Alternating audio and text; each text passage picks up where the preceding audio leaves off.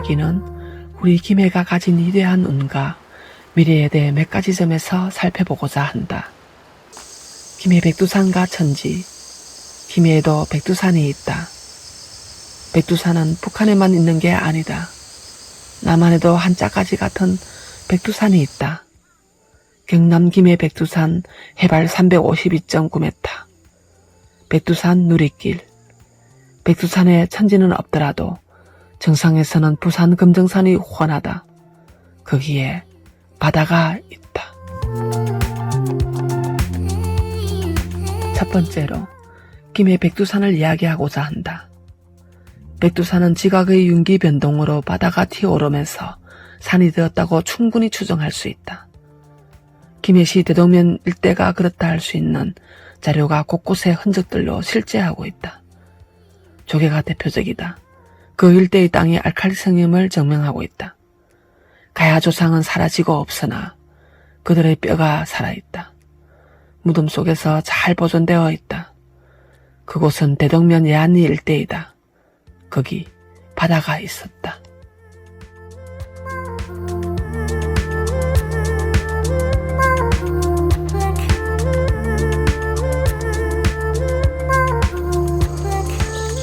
이 백두산은 아시다시피 우리가 다 압록강, 두만강 옆에 백두산은 다 알고 있는데 우리 이 김해 지역의 백두산을 모르는 분들도 참 많이 있잖아요. 근데 이 세계 지도를 보면은 우리 동북아시아, 우리나라 이 뾰족하게 태어난 이 지역인데 백두대간이라는 말이 있듯이 백두산에서 내려오는 그 기운이 이쪽에 제일 마지막에 김해 백두산에서 이제 그치거든요. 이 피레침 그 뾰족한 그것이 그 엄청난 에너지를 발휘해 가지고 끌어당기듯이 여기 이 백두산, 김해 이 백두산은 기운이 엄청나게 이게 많이 몰리는 곳입니다. 이거는 저희 얘기라기보다도 이충웅이라고 하는 한국전자공학학회 회장의 저서에 한반도에 기가 몰리고 있다고 하는 그 책이 있는데 그걸 제가 다 읽어보니까 그런 설명이 잘 돼 있더라고요. 그래서 이 백두산의 이 주변 가야의 옛 터전 여기는 인류 문화의 발상지가 될 수밖에 없고 또 유럽이 이 발상지는 그 그리스하고 또 알파벳이 만들어졌던 페니키아 이런 것이 이쪽이 이 고대 반도국 해양 반도국가가 발상지가 됐듯이 우리 동양에서의 문화의 발상지도 바로 이 우리 한반도 뾰족한 이 끝이 아닌가 저는 개인적으로 그렇게 생각을 하고 있습니다. 그래서 우리는 이런 시각으로 바라봤을 때 이 한반도에서 최초의 문화와 예술의 발상지는 바로 우리가 서 있는 이곳이다 이렇게 생각을 하고 있는 거죠. 신기할 정도로 우리는 우리 조상들의 지혜를 오늘날에 되새기게 됩니다. 이 가야사를 우리가 연구를 해보면 크게 한 몇 가지의 그분들의 기질, 그분들의 그 가치관 이런 것들을 찾아볼 수 있는데요. 잘 아시다시피 고대 해양국가로서 그분들은 국제성을 갖고 있습니다. 오늘날 글로벌하는 이런 사고방식을 그네들은 우리보다 일찍이 깨우쳤는지 어쨌든 그런 환경, 그런 문화를 만들었어요. 그래서 많은 외국인들이 이쪽에 오고 가고 이렇게 해서 앞서가는 선진 문물을 가졌던 거죠. 그 다음에 예술성입니다. 그분들은 우리가 그 구지관이 뭐 가야금 이런 거 하기 이전에도 미리 그 사람들은 아주 그 문화와 예술이 우리가 문화와 예술의 그 원형을 누렸던 거죠. 중국 배들이 이 가야가 생기기보다 훨씬 이전에 이쪽에 왔을 때 보니까 사람들이 막 같이 모여서 노래하고 춤을 추더랍니다. 그래서 이 같이 노래를 한다 이 말은 그만큼 음악을 좋아했고 대중적 예술, 그러니까 제가 얼마 전에 한국 그 대중가요 하는 그런 단체에 가서 뭐 말을 좀 해달라고 해서 우리나라의 대중가요의 그 시원지는 바로 이 지역이다 이렇게 말을 한 적이 있는데요. 저는 그거를 개인적으로 저는 굳게 믿고 있고, 그 다음에 이제 미술도 그렇습니다. 그 장신구 이런 거 보면은 오늘날 못지않는 그런 미적 감각을 갖고 있더라고요. 그리고 또 놀라운 사실은 그네들은 남을 배려하는 그런 어떤 배려성, 프랑스에는 그 똘레랑스라고 말을 하던데요. 이 아무래도 가장 앞선 그 문화를 갖고 있는 데가 지금은 유럽의 그 중에서도 프랑스 같은 나라를 생각하고 있잖아요. 그네들은 그런 그 남을 배려하는 그런 게 있더라고요.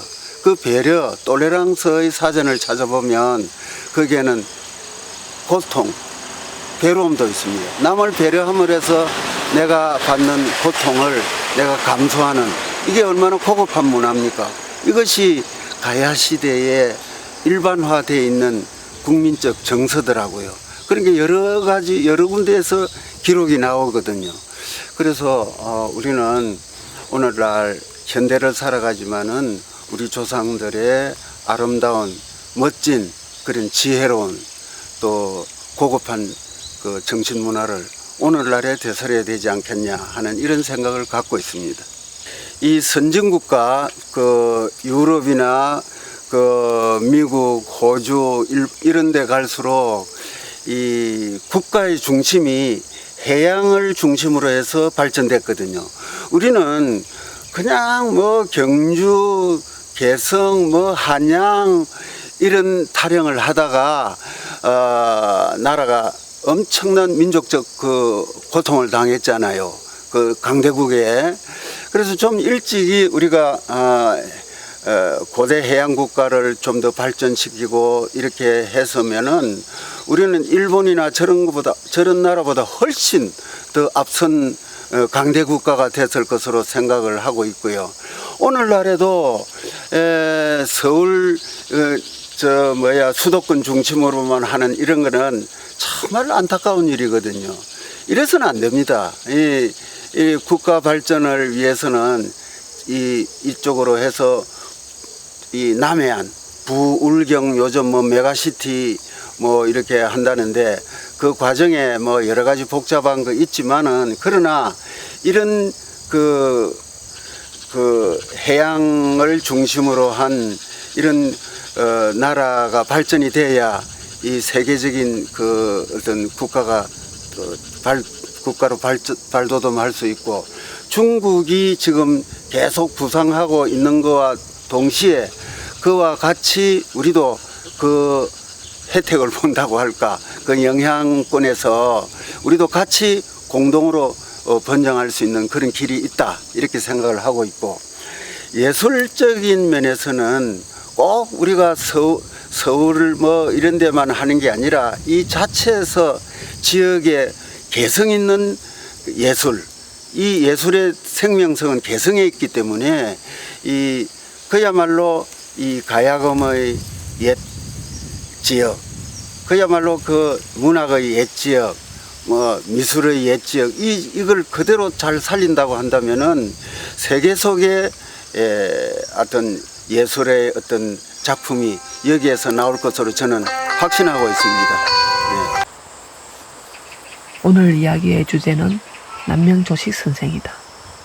선생은 그 기록에 의하면 김해 대동에서 백두산에 올라가 기운을 많이 받았다고 하겠다. 그 기운을 이어 지리산을 10여 차례나 올라가고 천왕봉을 올라간다. 지리산에 안주하며 여러 서원을 짓고 제자 양성에 힘썼다는 부분의 근원지가 김해 백두산이라고 할 수 있다. 그와 함께 김해 백두산 천지는 없으나 생림무척산 정상에는 천지가 있다. 김해 대동면 백두산과 관련한 질문으로 그 답과 방향의 기운을 들어보며 김해 시립박물관과 김해 국립박물관의 역사적 특징을 찾아보고 무전마을 팽나무 이야기와 함께 하며 본 취지를 알아보자. 여기 대동면 그 백두산에서 아주 가까운 근거리에 저쪽에 그 무척산 천지못이 있습니다. 무척산 천지못은 이 가야의 설화가 담겨 있고 잘 삼국유사, 삼국 이런 데도 다 나와 있듯이 그 김수로 왕이 붕어하시고 나서 그 매장을 하려니 그게 물이 자꾸 나와서 어느 도사가 와서 그 무척산에 연못을 파면 그 물이 끊긴다 해서 그렇게 하니까 끊기더라 하는 그 기록이 다 있거든요. 그런데 대단히 참 유감스럽게도 무척산 옆에 특정 종교를 들면서 좀 미안한데 기독교 기도원이 돼 있더라고요. 이 가야의 성지에 그런 기도원에 가가지고 거기에 오물이 나오고 하는 그런 거는 참 좋은 모습이 아니고, 특히 거기에는 7월 7석에는 거기에서 나오는 그 물에서 내려오는 그 폭포수에 여인들이 머리 감고 하는 그런 그 아름다운 풍속이 있는데 이런 것들이 다 그 때문에 묻어지는. 그래서 저는 그런 걸 볼 때마다 마음이 아프고, 그래서 이제 예수님의 그 기본 사상도 그런 게 아닐 텐데, 이런 것들은 시에서 좀 고민해 가지고 이분들을 좀 예산이 좀 들더라도 다른 데로 좀 옮기게 하고, 또 곁들여서 봉황대도 어느 특정 봉황대도 우리 가야의 성지인데 거기에도 또 특정 어떤 종친의 제시를 만들어 놨더라고요.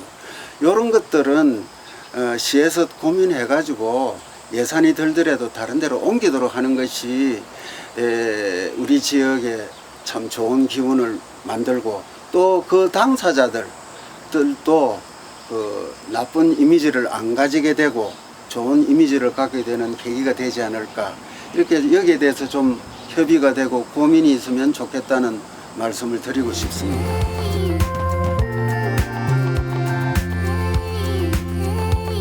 김해 시립박물관. 한때 신비에 묻힌 가야사란 표현도 있었지만 가야 제철 기술이 북방에서 내려온 걸로 알려졌다. 최근 보도된 것과 같이 영국 학자의 과학적 분석 결과 인도 기술과 같다는 주장이 나왔다. 가야에서 인도, 인도에서 가야로 놓고 본다면 가야의 독보적 제철 기술이 인도로 건너갔을 가능성이 있다고 추정해본다. 가야의 제철 기술은 그 당시 엄청 높았고, 그래서 무기도 강력한 무기를 가지고 있다고 이렇게 여겨집니다. 그리고 가야의 이 제철 기술은 그동안에 북방 중국 쪽에서 내려온 걸로 이렇게 다 알고 있었는데, 최근에 영국의 철을 연구하는 어떤 그 과학자, 그 전문가가 이 가야의 철을 분석을 해보니까 이게 중국 쪽이 아니고 인도의 그 기술이 이쪽으로 왔다는 이런 그 발표를 했습니다.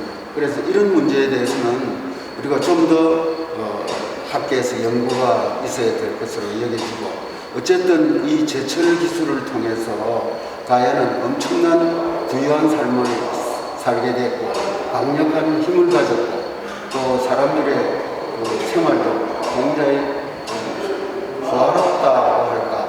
그 여성들이 좋은 어떤 정신구도 하고 이렇게 살았다고 합니다. 그러나 너무 부유한 삶, 안온한 삶, 걱정 없는 삶이었기 때문에 원래 부잣집 자녀들이 그 재산을 오래 못 가지게 되는 뭐 이런 거하고 관계되듯이 가야는 신라의 어떤 힘에 의해서 결국은 흡수가 되고 마는 거죠. 이런 것들은 상당히 그 가야가 얼마만큼 평화롭게 부유한 삶을 살았다 하는 것도 알 수 있게 됩니다.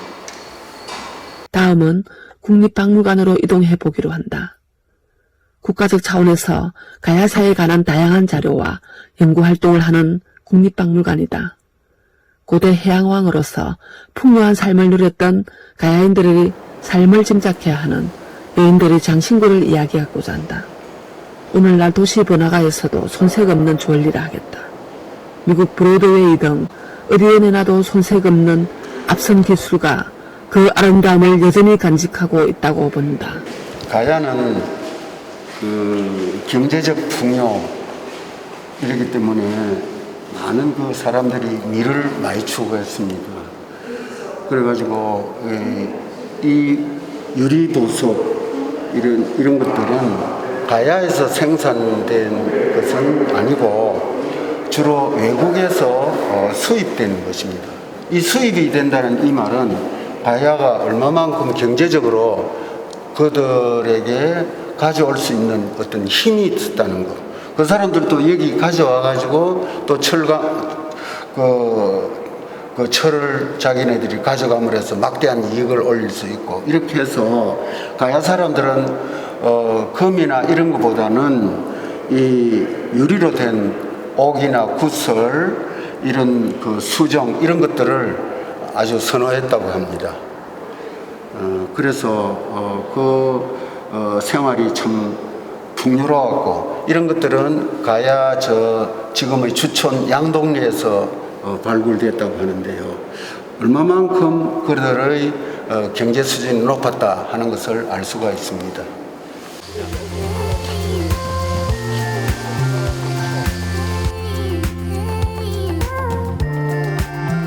이어서 수로 왕릉의 고인돌을 돌아보기로 한다. 고인돌 끄트머리의 성혈, 영어로는 큰 마크, 선명이 있다. 선사시대 우리 조상들의 풍년과 후손을 잇는 명가, 입신양명에 관한 출세의 염원을 강구한 기복신앙의 흔적이 고스란하다고 볼 수 있다.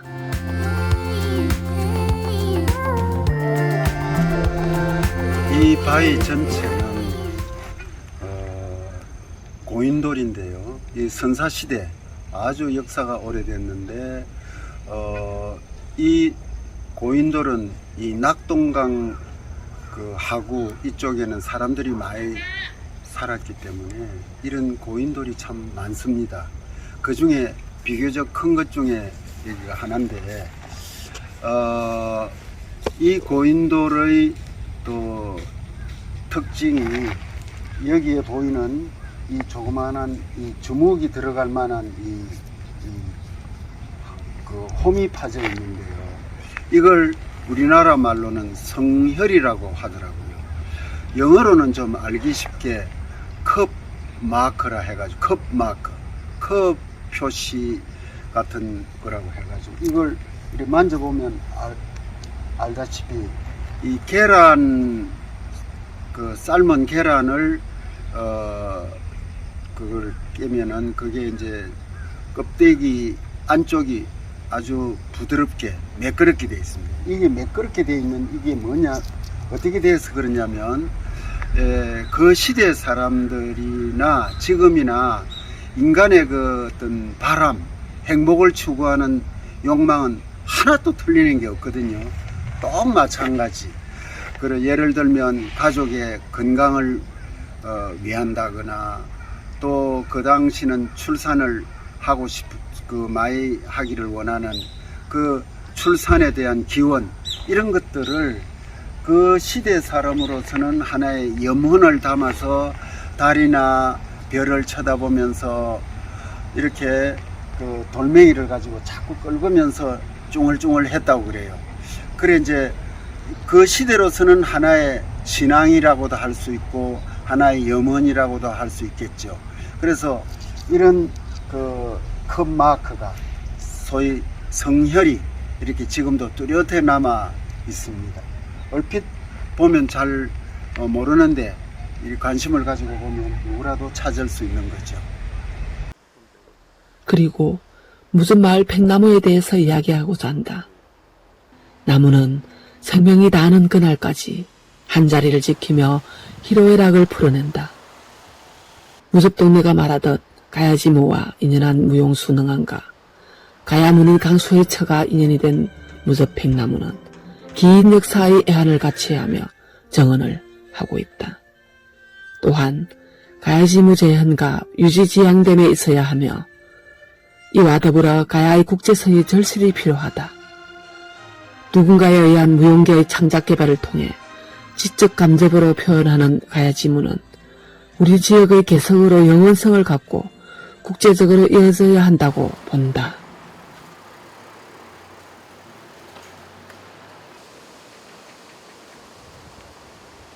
이 마을은 무접마을인데 춤춘다는 무자에다가 나비접자, 옛날부터 무용하는 사람들이 많이 살았던 동네로서 아주 오래된 동네입니다. 이 나무는 이 동네 사람들이 큰 행사가 있을 때 여기에서 모여서 했고 또 그늘에 쉬는 자리이기도 했습니다. 근데 여기에서 많은 그 무용수들이 나왔는데 신라에서 가야가 합방될 때 그 일부는 일본으로 다 건너간 사람들이고 또 일부는 저 함경도 또 충청도 이런 쪽으로 갔는데 충청도로 간 사람들 중에 그 무용하는 집안의 자녀가 명안이라고 하는 소년이 있었어요. 이 남자 무용수였는데 그때 이제 신라의 그 문무왕이 명안에 시찰 겸에 그래 갔을 때 그때 그 앞에서 춤을 추었어요. 그래서 문무왕이 깜짝 놀라가지고 저게 경주에서 보는 춤하고는 다르다. 무슨 춤이냐? 이래 물었는데 가야지무입니다. 이렇게 얘기가 나왔어요. 가야의 춤이다. 이런 뜻이죠. 그래서 그 문무왕이 격찬을 하고 거기에서 많은 선물도 주고 이렇게 하면서 자네를 1년 후에 경주로 부르겠다 해서 경주 쪽으로 이제 갔어요. 가가지고 거기에서 무용수 생활을 했는데 거기에서 그 원효 대사도 만납니다. 원효 대사가 화엄경을 대중에게 그렇게 알리기 위해서 무용을 이용했다고 그래요. 그래서 능한이 그때 무용수로서 또 활동을 했고, 그러나 경주의 기존의 예술가들에 의해서 그 시기를 받아가지고 거기에서 참 지나기가 어렵게 됐어요. 그래서 그 자기가 좋아했던 그 귀족의 자녀가 있어요. 성이 박치인데 그 처녀하고 이제 결혼이 되는데 그 처녀하고 거기에서 그 자기 부인하고 나중에 부인이 됐습니다. 그래 이제 거기에서 다시 옛날 자기 할아버지 살았던 김해로 오게 됩니다. 그래서 여기에 와서 다시 또 무용을 가르치는 이런 무용과 깊은 관계가 있는 이 마을입니다. 그래서 우리가 알기로는 꼭 그 부지가 문학만이 이 가야의 한반도의 예술의 시원지가 아니고 가야금, 음악, 또 가야지무, 무용, 뭐 문학, 음악 이런 전부 다 여기에서 예술이 발전이 됐다. 이걸 알아야 하겠습니다.